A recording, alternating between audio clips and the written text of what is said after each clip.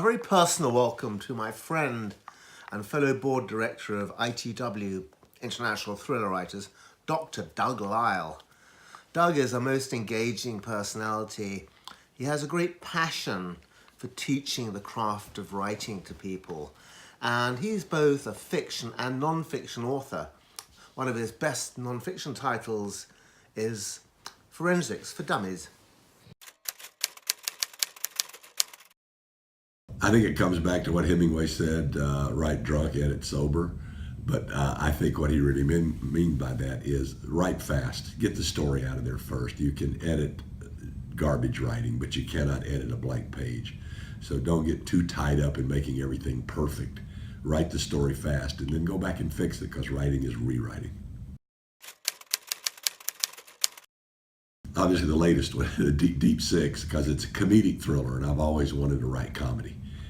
I'm a funny guy, really I am. Yeah, we know that. And so I like that. And other than that, probably Forensics For Dummies, because that's kind of a groundbreaking book. And we just came out this year with the second edition of it. It was originally published 10 years ago. And it covers forensic science for writers and for the lay public. And so I'd say those two books right now. Well, I have a studio, as it were. It's actually a music studio, soundproof with no windows, and I sit down there and write a lot. And I also have an area on the patio behind my house where I'll sit out there. And so those two places are where I write the most. Oh, there's so many, but I always say anything by James Lee Burke and anything by Elmore Leonard. I've learned more about storytelling and writing from those two guys than anything. There's a lot of other authors, of course, that I read that I learn stuff from. You know, Milton Berle always said, don't write jokes, steal them. But you learn from everybody that you read, and you must read broadly, I think. It'd make you a better writer. But those two guys are a classroom for how to write crime fiction.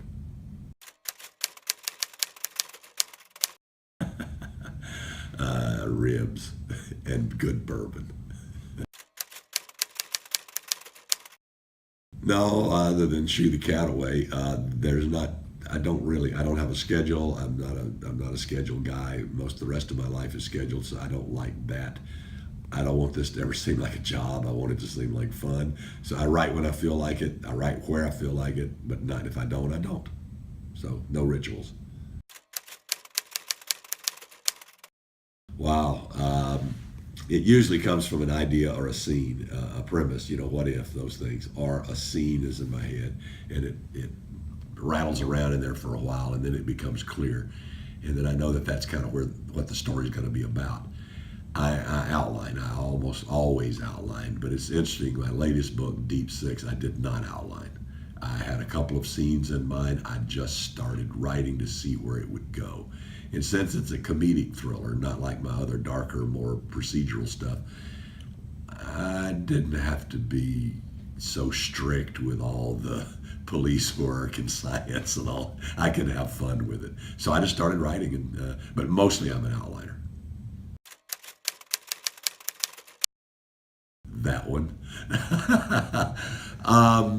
I think probably, I don't know if I really hate it or not, but I think it's the one that gets asked almost all the time is, where do your stories come from? Where do ideas come from?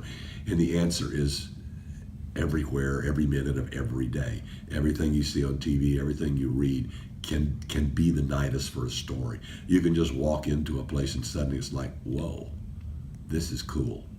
What if? But that's not the hard part. Ideas are a dime a dozen. You know, people always wonder, are you going to steal their idea?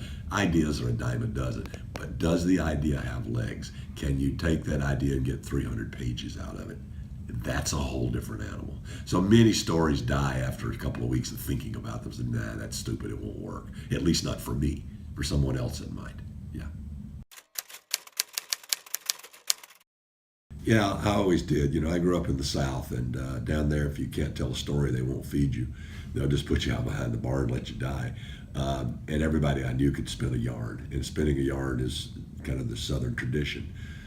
But putting those yarns into words on page is a whole different animal. And I always said that when I retired from my medical practice that I would write. Well, 20 years ago, I finally decided, if not now, when? and I still haven't retired. So I took some classes at the University of California, Irvine, which had a great writing program, joined a couple of writing groups, and just started writing. And so I always wanted to. I didn't know if I could, so that was the steps. Thanks so much, Doug Lyle. I just love listening to you because I find your voice absolutely hypnotic. It's brilliant. And thank you for sharing those insights.